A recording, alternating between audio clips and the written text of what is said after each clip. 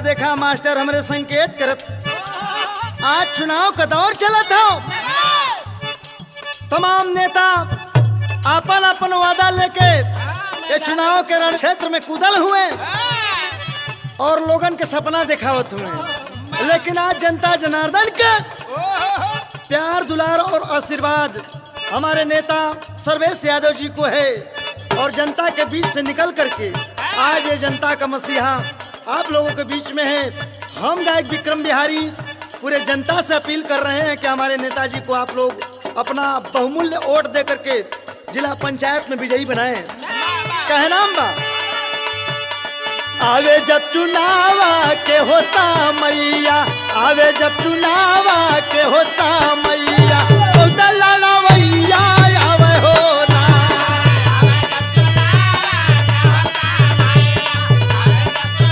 जहाँ जहाँ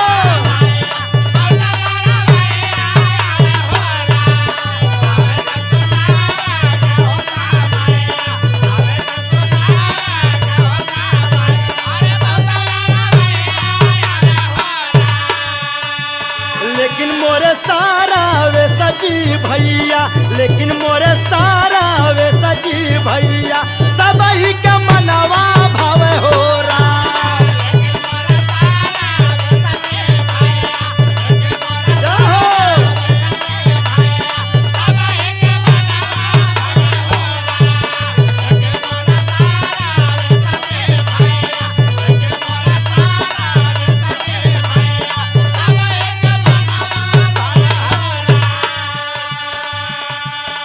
आम जनमानस आज जनता का मसीहा कैसे बन गया।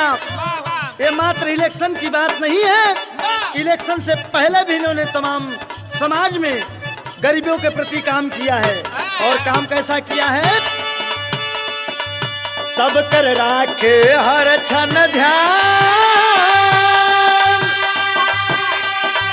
जनता देवल न पर जान।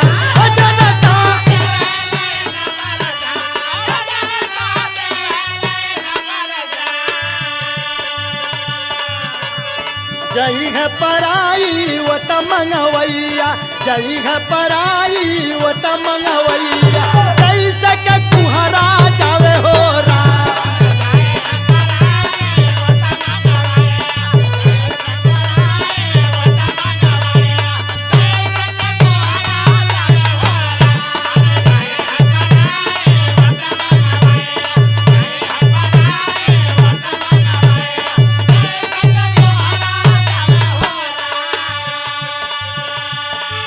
आज हमारे बड़े भैया सतीश यादव के देख रेख में आज रुद्रपुर वार्ड क्रमांक 25 भलुवनी के जनता के बीच में जनता का मसीहा आज आ रहा है। लोगों का आशीर्वाद कैसा है,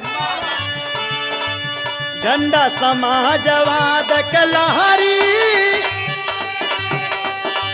सर्वस बन के अइले प्रहरी हो। सर्वस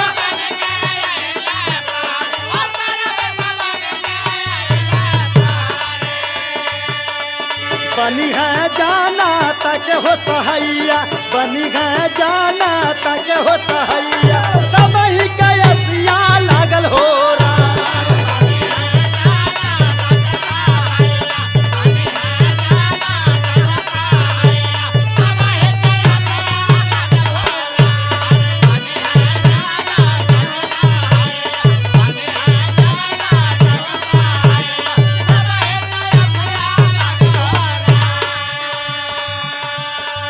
आज हमारे बड़े भैया मनोज यादव उर्फ मुलायम यादव का सहयोग रहा कि हमारे अपनों के बीच का एक नौजवान अगर हमारे बीच में खड़ा होता है और गांव का भला करता है, क्षेत्र का विकास करता है, ऐसे नौजवान की जरूरत है।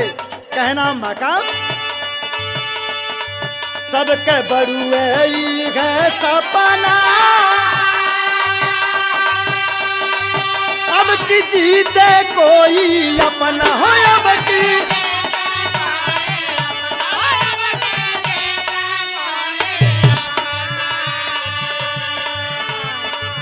अपन ही बीते कहो रहवैया, अपन ही बीते कहो रहवैया, सथवा में अलख जगावे हो रहा।